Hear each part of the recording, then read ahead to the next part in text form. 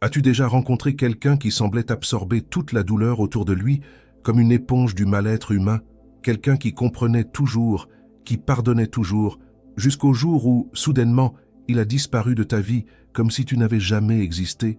Il n'y a pas eu de dispute, aucun cri, seulement le silence, froid, définitif. Ce que peu de gens savent, c'est que derrière la patience d'un empathe se cache quelque chose de bien plus puissant et dangereux que ce que l'on imagine. Aujourd'hui, tu vas comprendre pourquoi celui qui ressent tout peut, par un seul geste silencieux, changer entièrement le cours d'une histoire. Et quand cela arrive, il n'y a pas de retour possible. Reste avec moi jusqu'à la fin, car ce que tu vas découvrir ici peut transformer ta façon de voir toutes tes relations. La plupart des gens n'ont aucune idée de la profondeur d'un empathe. Ils pensent qu'il est là pour servir d'épaule éternelle, pour supporter les douleurs des autres, comme si c'était sa mission dans ce monde, comme si son destin était de porter le poids des erreurs d'autrui, sans jamais se plaindre. Et le plus troublant, pendant un certain temps, c'est exactement ce qu'il fait. Il ressent, il comprend, il pardonne, parce que l'empathe voit au-delà des mots. Il capte les gestes subtils, les énergies échangées en silence, les vérités cachées derrière les sourires. Pendant que tu parles, lui écoute ce que tu ne sais même pas que tu dis. Mais ce que peu de personnes savent, et c'est essentiel, c'est qu'il existe une limite, un point de rupture, un instant invisible où tout bascule. Et ce qui est le plus effrayant, tu ne te rends même pas compte quand tu franchis cette ligne. Il n'y a pas de cri, pas de confrontation, pas de scène. Seulement un silence sec absolu, tranchant comme une lame. L'empathe ne confronte pas, il clôt. Et lorsqu'il clôt, il n'y a plus d'espace pour le retour. Il ne te déteste pas, il t'oublie. Ce que Carl Jung a découvert en plongeant profondément dans la psyché humaine, c'est précisément cela. La structure silencieuse et puissante de l'esprit empathique. Ce n'est pas de la faiblesse, ce n'est pas de la naïveté. C'est une force écrasante, construite au fil des années par l'observation, l'écoute, la patience et l'analyse. Car l'empathe ne réagit pas à la surface. Il plonge. Pendant que beaucoup s'accrochent aux mots prononcés, lui lit les regards, les silences, les intonations, l'énergie. Il relie des points que les autres ne voient même pas. Il assemble un puzzle intérieur, discrètement, calmement, presque imperceptiblement. Et c'est là que réside le danger pour les manipulateurs. L'empathe te donne du temps. Assez de temps pour que tu montres qui tu es vraiment. Assez de temps pour te racheter, pour choisir autrement. C'est précisément pour cela qu'il est facile de tomber dans l'illusion d'une fausse sécurité. Penser qu'il ne voit rien, qu'il ne perçoit pas, qu'il restera toujours là. Mais pendant que tu joues au jeu du contrôle, l'empathe construit un dossier complet, conservé dans son âme. Chaque mensonge, chaque omission, chaque distorsion subtile de la vérité. Il enregistre, il ressent, il absorbe, mais il n'oublie pas. Il y a une erreur fatale qui se répète toujours. Confondre empathie et faiblesse. Croire que sa bonté est infinie, que sa patience n'a pas de limite, que son silence est une forme d'acceptation. Mais l'empathe ne tolère pas par naïveté. Il tolère parce qu'il mise sur toi, parce qu'il croit jusqu'au dernier instant qu'il y a en toi quelque chose qui mérite d'être sauvé. Que tes ombres ne sont que des blessures cherchant à guérir. Il veut voir le meilleur en toi. Mais lorsque cette croyance s'effondre, lorsque les preuves intérieures s'accumulent au point de ne plus laisser place au doute, tout change. À ce moment-là, ce qui se produit est dévastateur. L'empathe, qui a toujours agi comme un miroir, cesse de refléter. Il cesse de vouloir guérir, de vouloir comprendre. Il fait un pas en arrière, non par colère mais par lucidité. Il comprend que pour te garder dans sa vie, il devrait se trahir lui-même, ignorer ses propres signaux, nier sa vérité. Et cela, il ne le fait plus. La porte intérieure se ferme, sans bruit, sans avertissement. Et lorsque tu tentes de revenir, tu te retrouves face au vide. Parce que l'empathe est déjà parti. Il peut encore t'écouter, il peut encore sourire, mais à l'intérieur, tout ce que tu représentais pour lui a déjà été enterré. Car ce qui a été détruit, ce n'est pas l'amour, c'est la confiance. Et pour l'empathe, la confiance est sacrée. Ce n'est pas un simple accord, c'est le pont entre le ressentir et l'exister. Lorsqu'elle est brisée de manière répétée par des mensonges, des manipulations, des distorsions, quelque chose se brise aussi en lui, quelque chose de profond, irréversible. Et voici le point que Carl Jung a exploré avec maîtrise dans ses études sur l'ombre. Lorsque cette part réprimée, celle que l'empathe longtemps étouffée pour ne pas blesser, pour ne pas éloigner, pour continuer à croire, se réveille, Elle ne vient pas avec la fureur, elle vient avec la froideur, avec la décision, avec une absence totale de réaction. Non pas pour te punir, mais parce que simplement, tu n'as plus d'importance. C'est là que réside la véritable force de l'empathe. Il n'a pas besoin de détruire, il lui suffit de partir. Il n'a pas besoin de crier. Il lui suffit de se taire. Il n'a pas besoin de réclamer. Il lui suffit de ne plus rien attendre.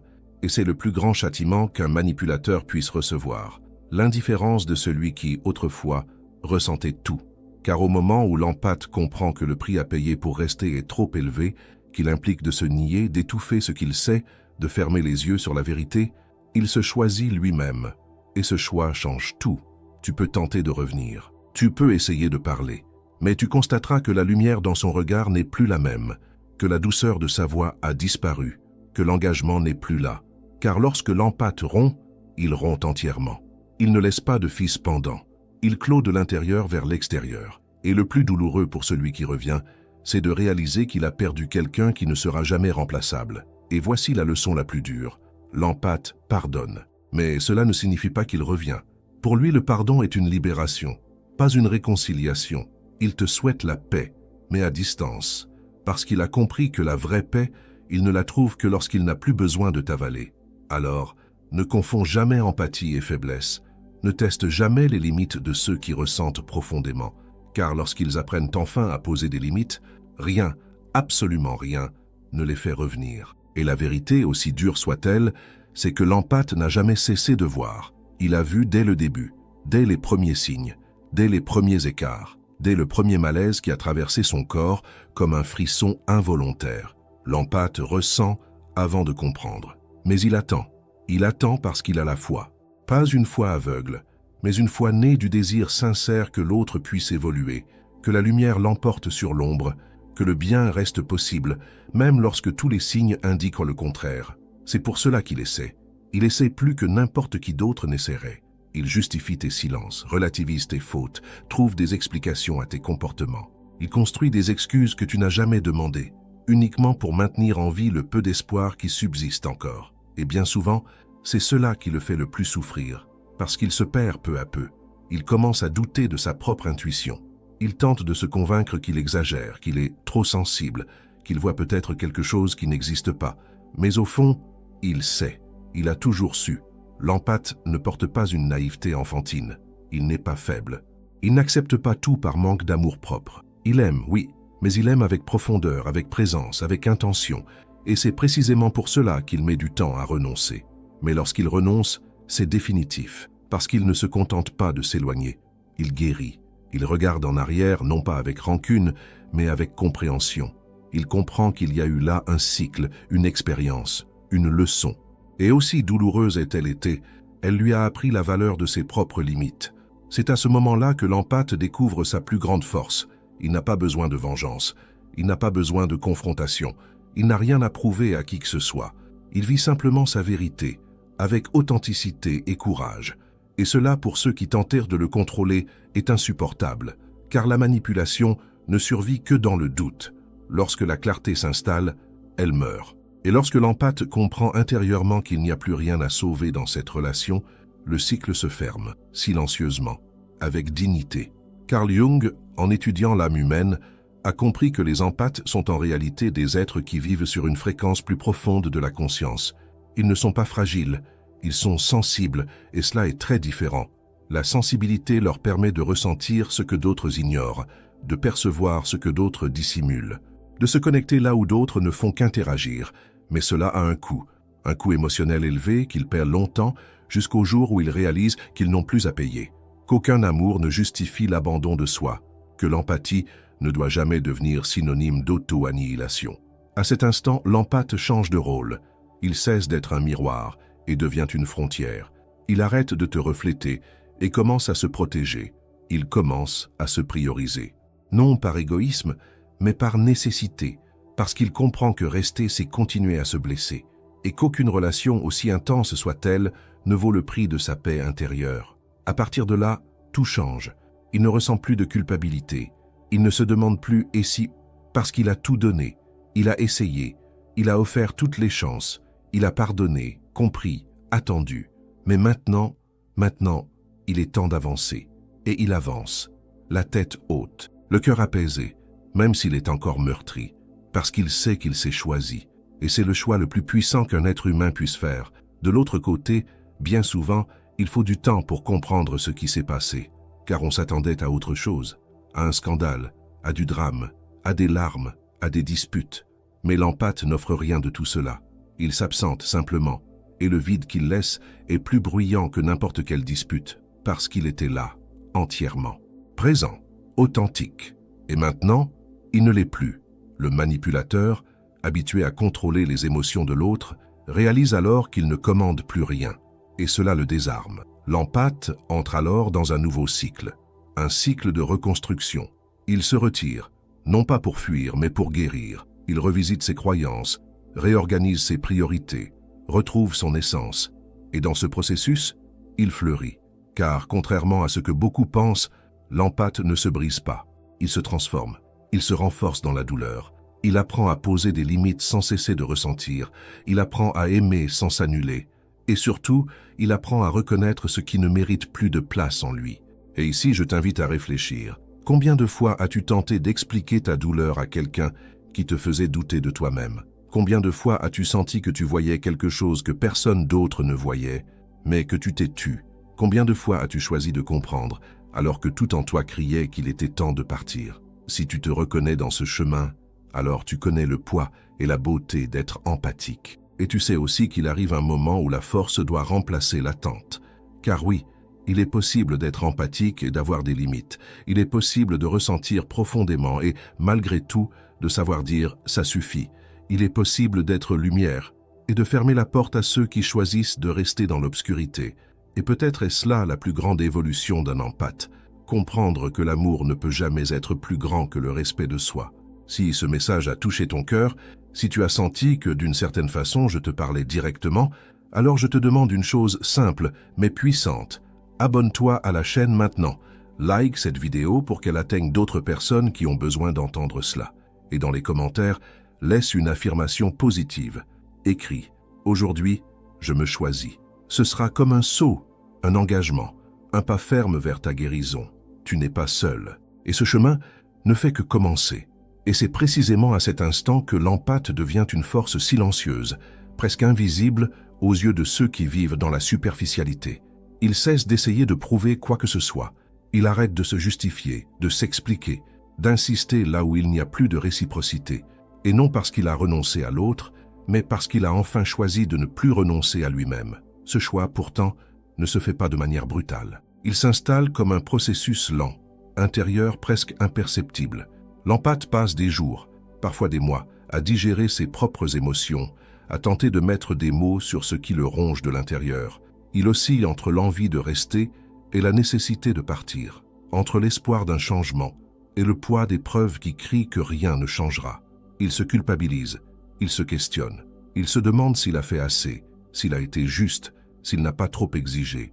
Jusqu'au jour où, sans bruit, il comprend simplement il n'y a plus de place pour lui ici.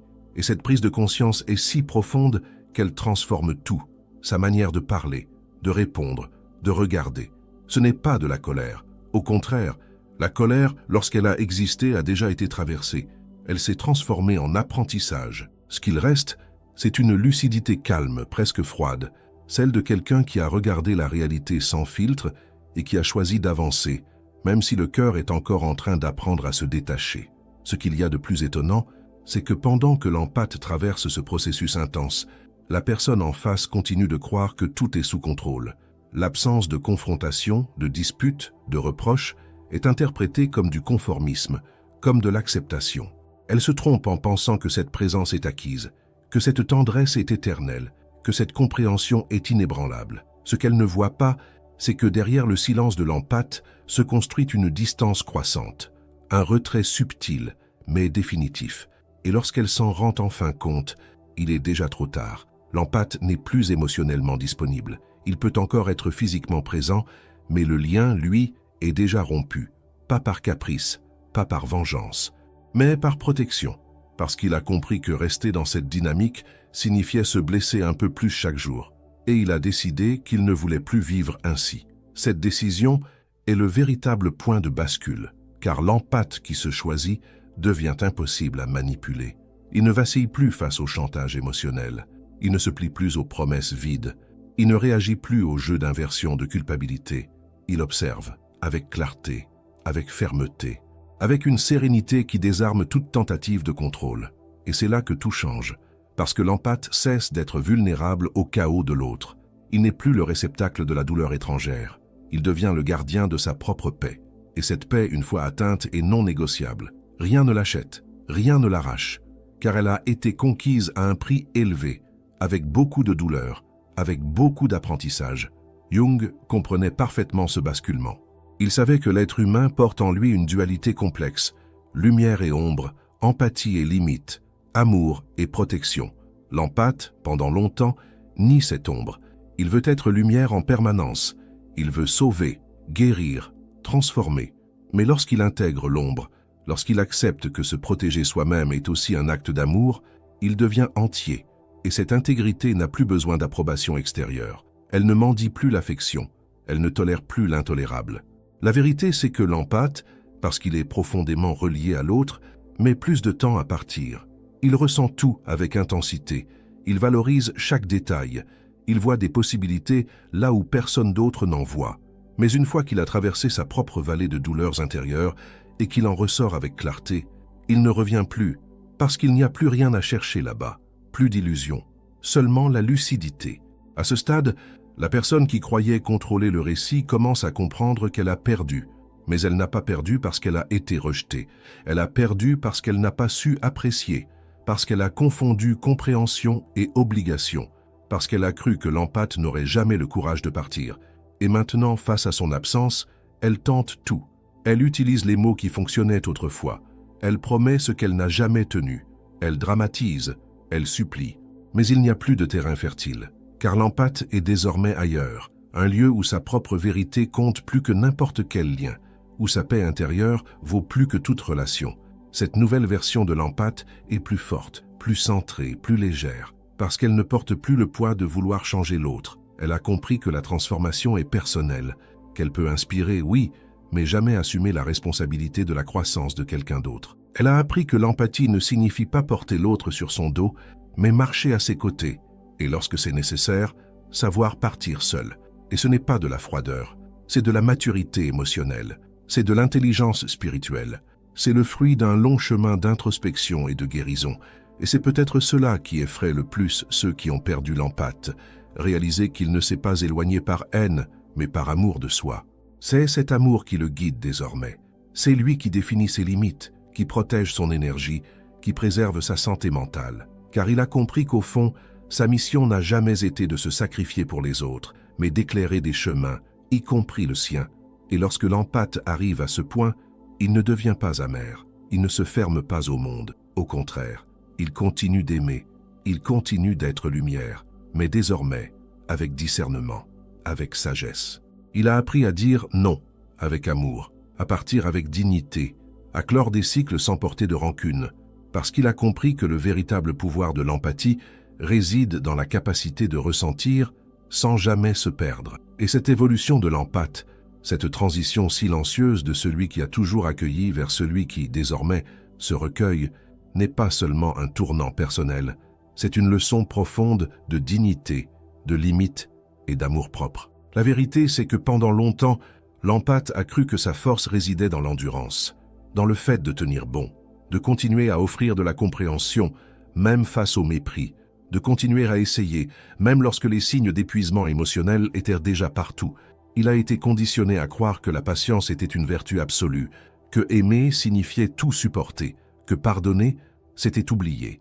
Mais la vie, avec ses douleurs et ses répétitions, est venue lui montrer autre chose. Elle est venue lui apprendre que la véritable valeur de l'empathie réside dans la capacité de savoir quand partir, que le véritable pardon ne consiste pas à rester, mais à se libérer, que la véritable compassion commence à l'intérieur de soi, dans le soin apporté à ses propres blessures. Et c'est dans ce basculement, dans cet éveil, que l'empathe cesse d'être seulement quelqu'un qui ressent et devient quelqu'un qui se positionne, car l'empathe mûri est celui qui a déjà pleuré en silence, qui s'est déjà senti perdu en tentant de comprendre les comportements des autres, qui a voulu croire en des versions lumineuses de personnes qui ne voulaient pas changer.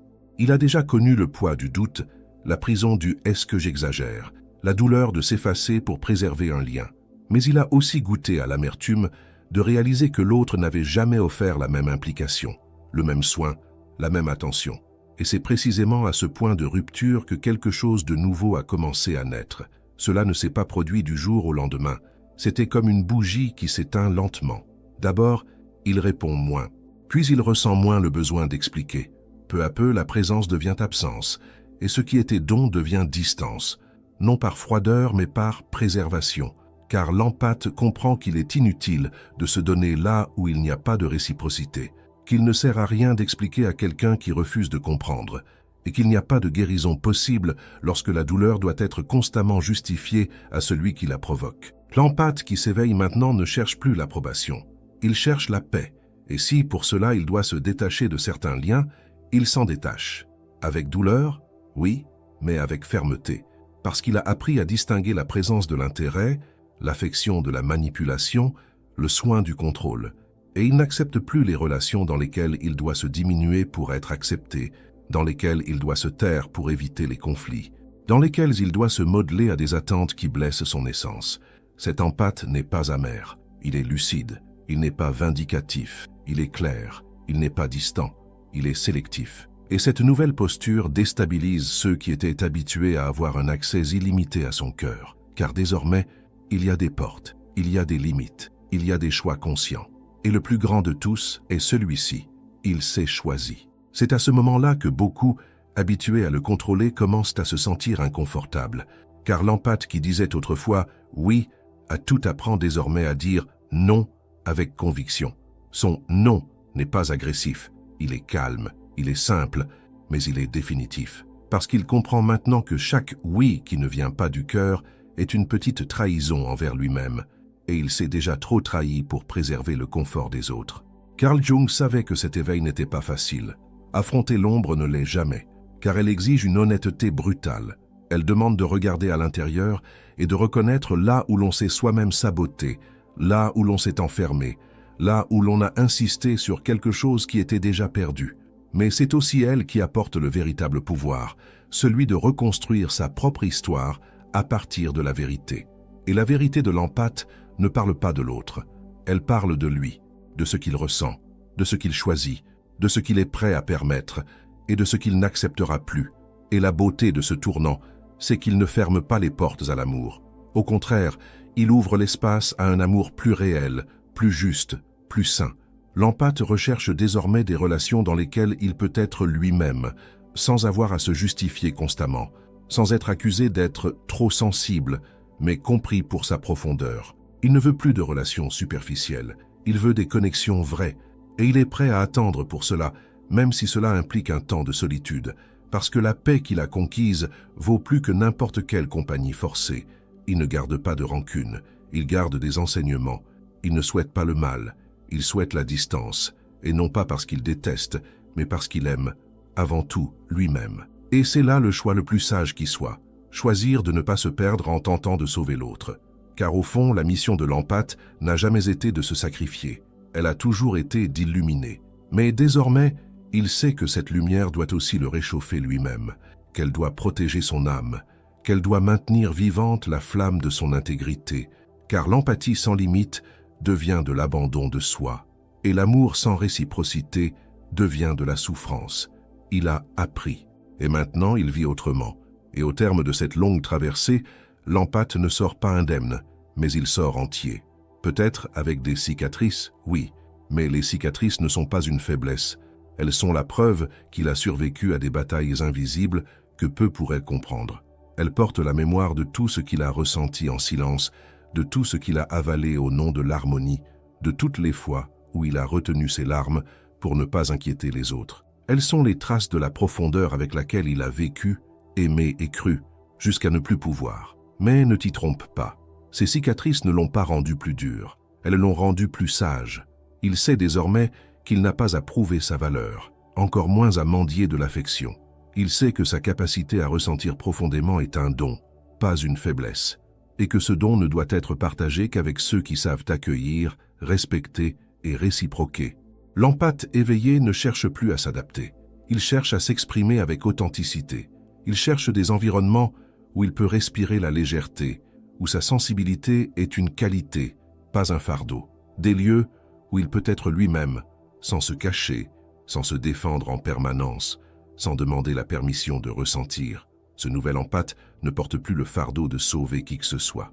Il a compris que chacun est responsable de sa propre croissance, de sa propre guérison, de son propre éveil. Il peut tendre la main, offrir un soutien, montrer l'exemple, mais jamais plus il ne permettra à quelqu'un d'utiliser son cœur comme refuge pour fuir soi-même, car désormais, il reconnaît son âme comme sacrée, et ce qui est sacré ne se donne jamais à ceux qui ne savent pas en prendre soin. Il a cessé de lutter pour des espaces où il n'est pas le bienvenu. Il a compris que sa mission n'est pas de convaincre qui que ce soit de sa valeur. L'empathe mûri ne crie pas, ne force pas, n'insiste pas. Il s'éloigne, en paix, et il continue d'avancer avec la même douceur, mais désormais avec plus de conscience, plus de fermeté, plus de présence.